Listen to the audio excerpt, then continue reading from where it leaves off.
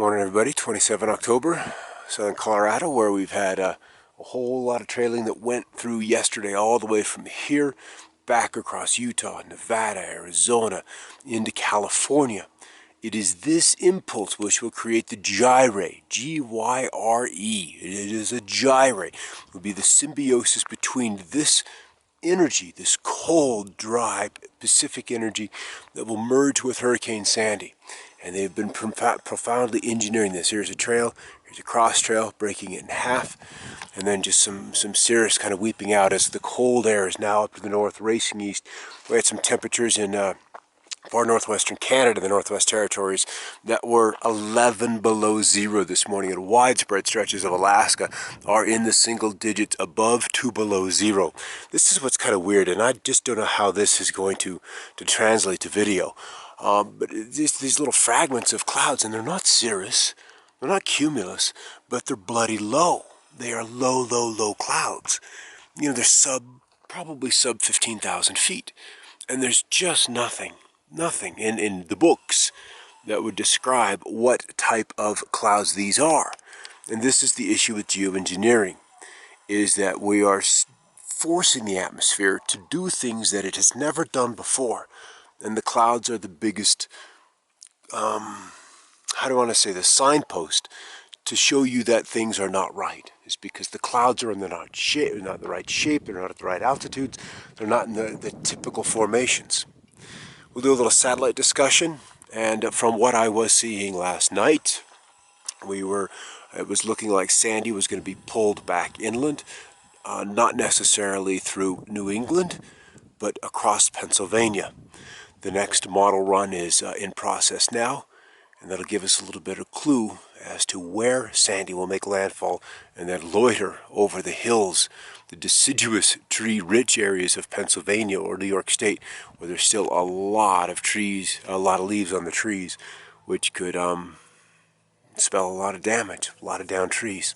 Preparation is the key. Preparation is the key word now, folks. You got to get on this, and you got to get on it hard. All right, everybody. Looking up. I'm on the southeast side of this cold polar jet that's pouring into the eastern U.S. And we're getting trails. Lots of trails.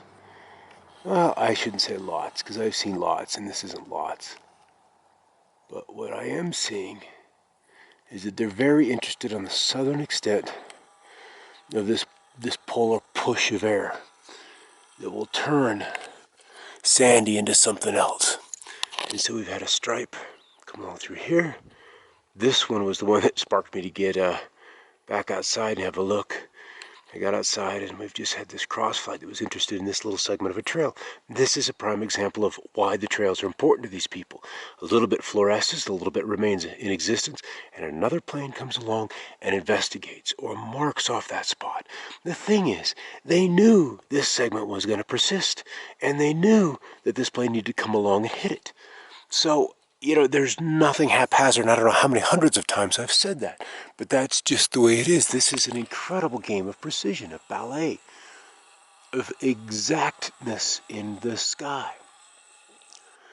So they know that we have a hurricane.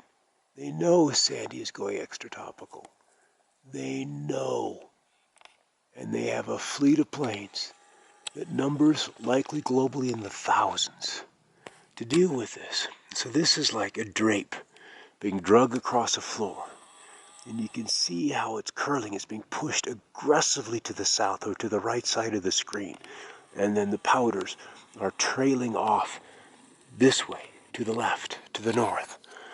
And I'm certainly, you'll have, there was the one earlier, another one, there'll probably be one to come along. But I am truly just on the edge of this pouring of cold air that will explode, or what we call in meteorology, bomb out Sandy. Here's another trail. So this is of keen importance, is how far south they allow this cold air to go, this aspect of the jet stream. Because the farther south it is, the deeper the bowl, or the deeper they'll carve out the jet stream from underneath Sandy. The farther south this goes, the farther south Sandy will come ashore. All right, here's the other earlier tick. And here comes another one, again off to the south. Off to the south. These are not necessarily persisting trails, but they don't have to. They don't have to. These planes are doing what they need to do, and each one has its own payload of technologies, of markingness, and they're working. All right, we'll see how this evolves here in the next few minutes. Here's another very low trail. Very low trail. It was filmed. This one was absolutely sub 18,000 feet. And a descending motion. As you can see, the powders, the aerosols, the powders, because they're not really aerosols. They're physical particles that have been aerosolized. But they're physical, they're solid, when they are in a descending mode or descending air. So they're in a downward motion. There's another fat trail back here behind the cloud, and I'll see if I can't get to that. And it's this plane here, this chemtrail plane, that's interested in this other trail, and I'll get out of the way, or I'll get out of the way of the trees to go see it. So here's this plane. I'll zoom out. It's all debris from an earlier trail. And here's the new one coming. And what's fascinating with this new one is how rapidly the base of it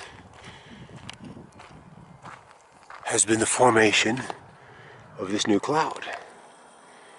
You can see how the powders are disturbed from this point back and not dripping out so much, and then dripping out far more right there. And we still have this guy here. What they do, they lay out the trails, and then the clouds form. The clouds form. Let's see how this thing has evolved in the last 2-3 minutes. A couple of waves forming here. We're going to peek off to the south through the trees. And something very similar is happening down here as well.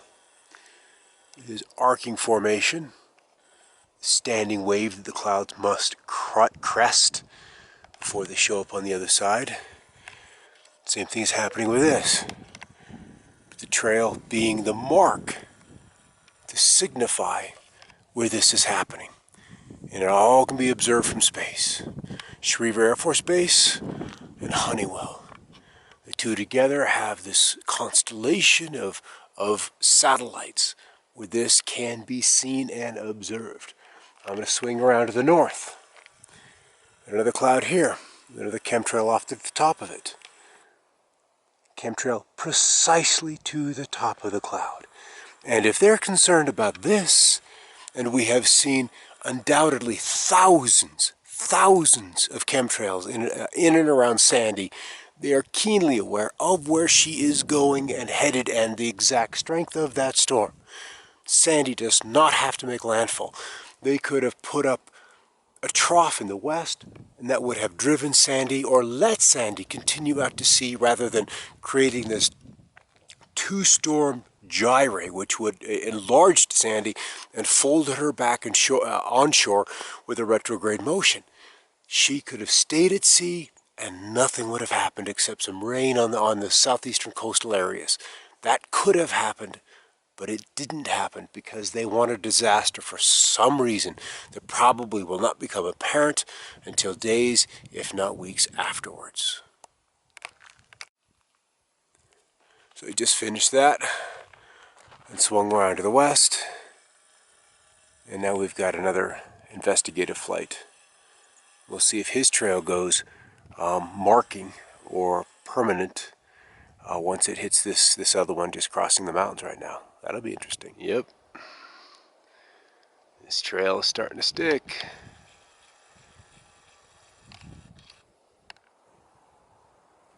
There's that trail. It's just the two points, the two engines. No full wingspan. Nothing out of the tail cone, at least that I've seen yet, out of the auxiliary power unit. Now we can hear the audio from it. I'm zoomed in all the way. The question is, are there passengers on board? Are there actually people on board, or is this entirely robotic? with artificial intelligence doing the whole thing. And then we can see, here's the old trail. And it's, maybe this is the target. This leading edge of this particular cloud. We'll zoom in, see if he's above it. Well, there's the shadow.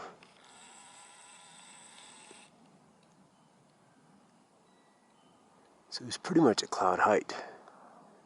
Pretty much right at cloud height.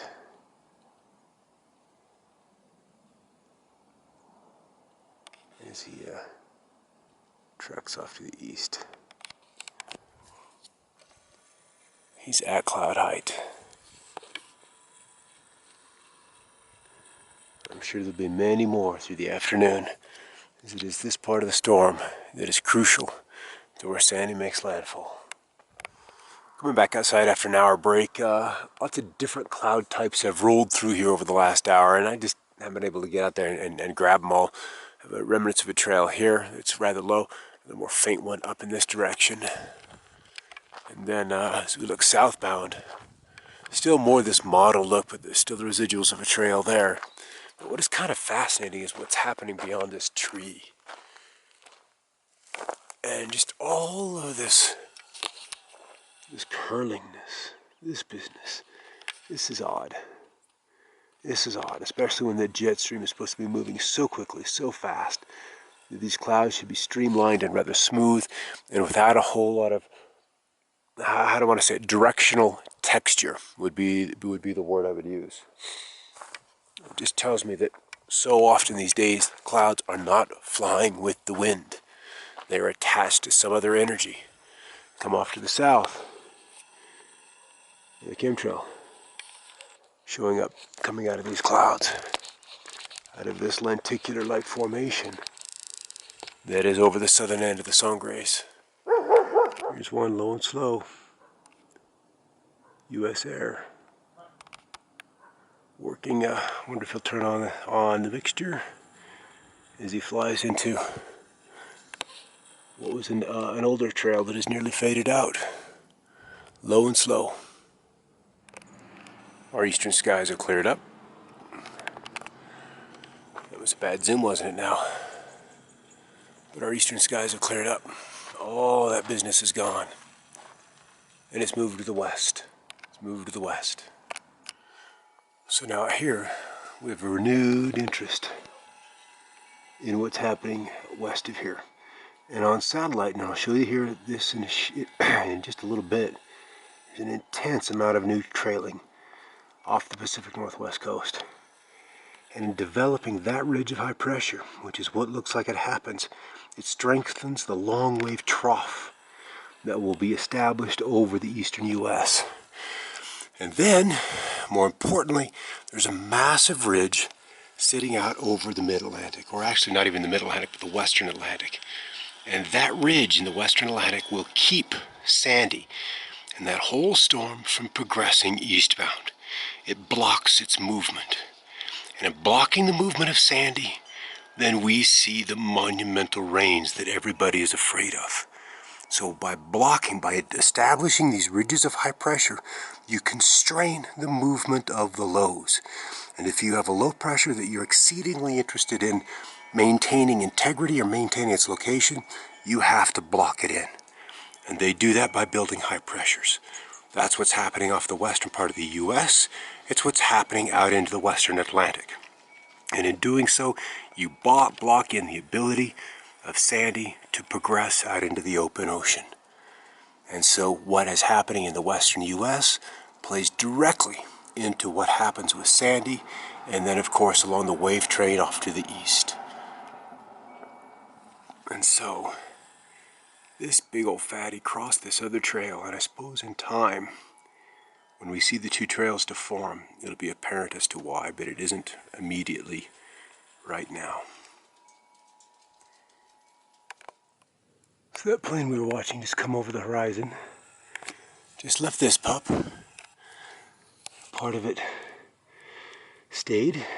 We were interested in how it was going to cross this other trail here, right here, the bottom, and I didn't really see any interaction.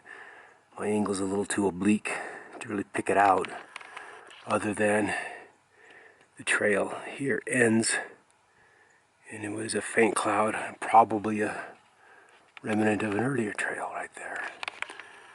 But then he did leave a smear, and I would bet that it's this little bit right in here that is of keen interest, because otherwise the line would have come along straight, but instead it folded over off to this direction. On this side, folded over to this direction. You can see that very clearly. Breaks to the right, breaks to the left. And here's your midpoint. There's your midpoint right there. So I would expect to see, because there are so many other planes in the sky, another one come along and hit this. I'll be on the lookout. Look how blue, how dry, how pristine this air is. And then we get these guys flying through, leaving their powders for us all to breathe. Swinging out to the western horizon where we saw earlier, the planes were picking up in intensity, the trails were becoming of longer duration, and that just continues. One just went right through the middle of this forming cloud, and then continues on. That's what they're doing to the western horizon, almost exactly like what they did yesterday. They continue to engineer the west to pump up the ridge, and downstream, which would be the eastern U.S., develop a trough, and then downstream from that in the western Atlantic, it pumps up a ridge. It's all connected. Notice how I'm in here a little closer at this trail than this one here. As we come in closer, how the powders from this one are up, after this cross flight. After. Come in a little closer and see if we can't make that out. And then once we cross this guy, see how the one running this way does a twist right here. So that's a point. It's a point where there's an energetic difference that somehow, on some small scale, will impact the flow of the jet stream. I want to start with the western U.S. As we look towards Saturday afternoon, ending at about 3 o'clock Mountain Time, where I am, looking out once again at the Pacific, because everything is connected. This is the most important thing, is everything is connected. And once again, a littering of chemtrails all through the west.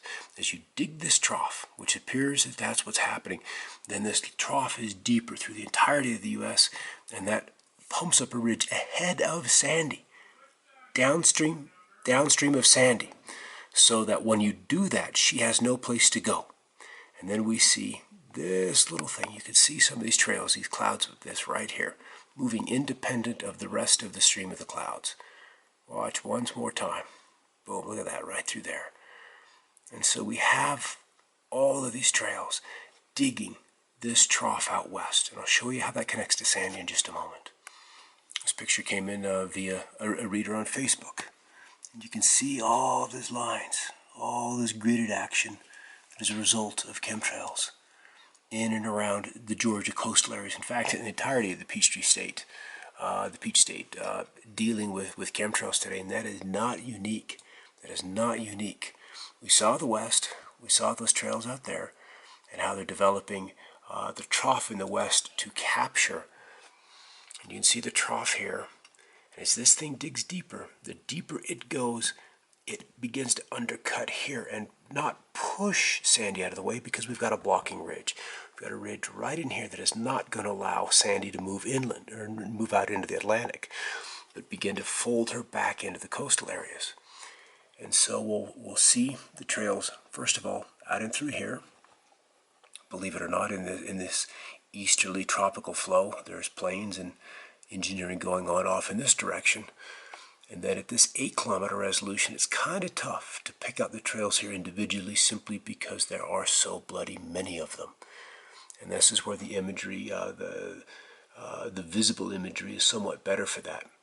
We'll come out to the visible imagery, and here's Georgia once again. You see all of the texture crisscrossing Florida, up through Georgia, then into the Carolinas, and then more coastal ribbing as we move through North Carolina, and then it continues into Virginia. So there's really not a location that is spared from this. This is kind of an interesting structure.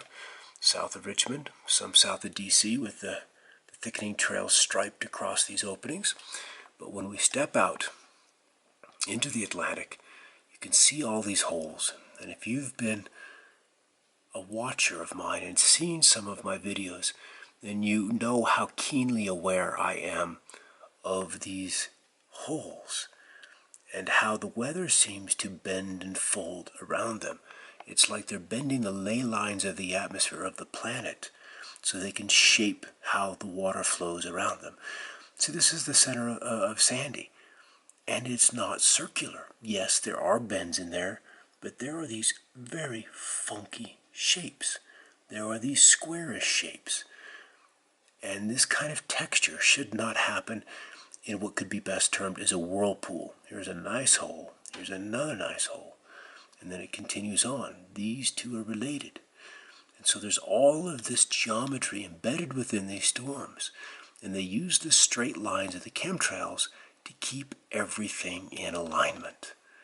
And so their resonance geometry can then be morphed to entrain the shape of the hurricane. And it isn't just this hurricane. It is nearly all weather events that can be managed this way.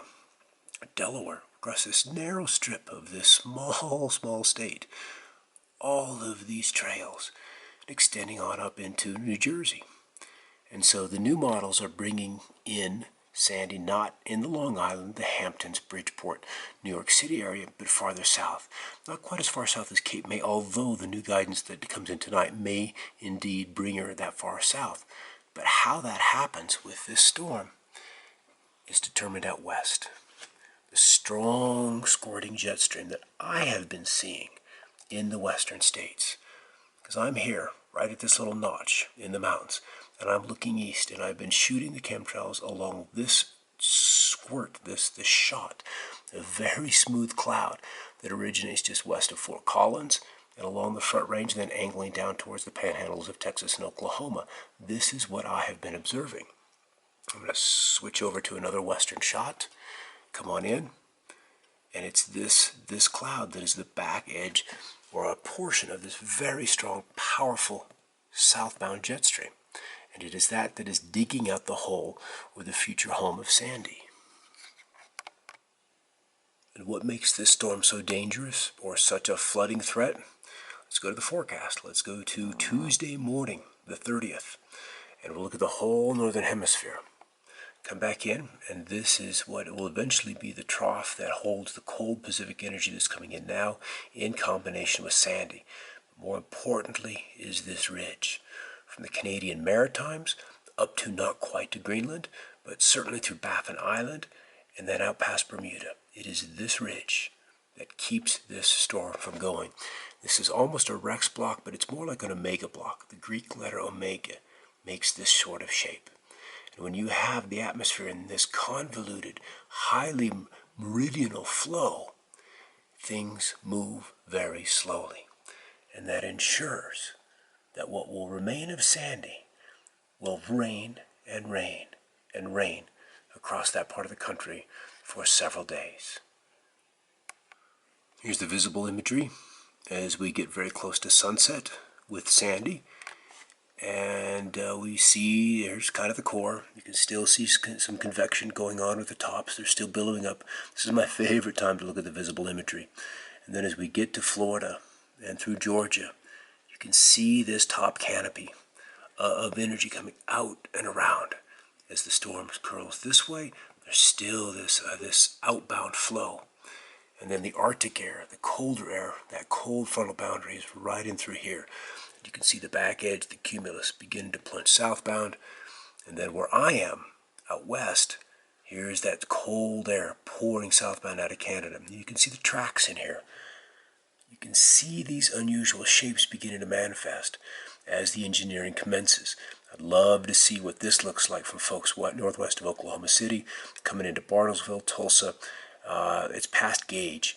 Well, that isn't quite past gauge, but it is out in that area. And I'd like to see what that looks like from the ground level. But in any case, this is what Sandy looks like in the visible imagery. And there's so many trails, and the clouds are now beginning to thicken around those trails, so we're losing the definition of those trails one by one. Let's come in a little bit closer, get around the College of DuPage's website, looking at the visible imagery as we get closer to sunset. So we've got that low sun angle providing us with a look at the texture in the clouds. And on this edge, we're beginning to see some of the cloud billows, is what they typically like to call them, associated with the outer bands of Sandy. And then we can see the combination of chemtrails and then the cirrus clouds that are a result thereof, and the thousands, utterly thousands, of these chemtrail flights that have been flown around this storm. This is a 6-hour animation associated with Sandy over Georgia. Look at all those trails. Crazy. I'm about right here, the tip of the cursor. These are the sangres that we see, and the mountains just off to my east, and those are the clouds. Those are the clouds right in here that we're watching the chemtrails fly through in the photography that I took earlier in the day. And you can see this river of air pouring south, focused, and all kinds of texture therein. And all kinds of chemtrails have been interested in this back edge of the storm. So that's what the animation here has looked like today. This is just one of those days where we see these trails and how they smear and spread in the winds as they encounter different turbulences, different wind flows, different resonances. Look at this part. Different shears, different twisting, all kinds of different currents up there. But by running this little line of powder through the sky, reveals, and then it's just gone. And then the trail resumes. Now the powders are going upwards,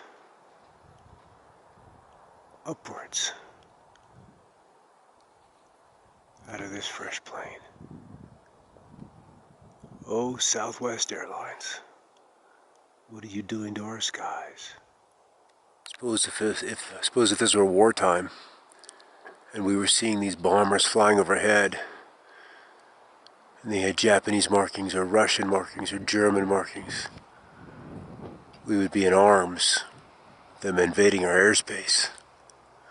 But when it's a corporate entity, Southwest, United, US Air, British Airways, Singapore Air, Lufthansa, UPS, FedEx, DHL, British Airways, all of these don't gather a second look. Yet the effects are the same. The effects are the same. They've invaded our airspace. This one off to the west, running a diagonal from this flare, the trail right there, out across, meeting the extent of that flare. He's just passing there on the earlier trail. They love to see where the trails flare and spread out. That's a prime area for marking. Like this spot here, right in the middle, that's a spot. That one there in the middle, that pinch, is a spot that they would be interested in. This one here where it fades, that's a spot they're interested in. This one here where it spreads to the right is a spot they would be interested in. With the counter bulge right here is a spot that they would be interested in. This bright pinch or push to the left or to the south is a spot, and this profound shearing off to the right, to the north. Every one of these is important. And then the trail, there he is, continues off to the east, and no one's the wiser. No one looks twice. No one looks twice. Here's our western sky. Here's our western sky. Look at all this. Look at all this. Something happening there. There's a pinch on either side of that open spot.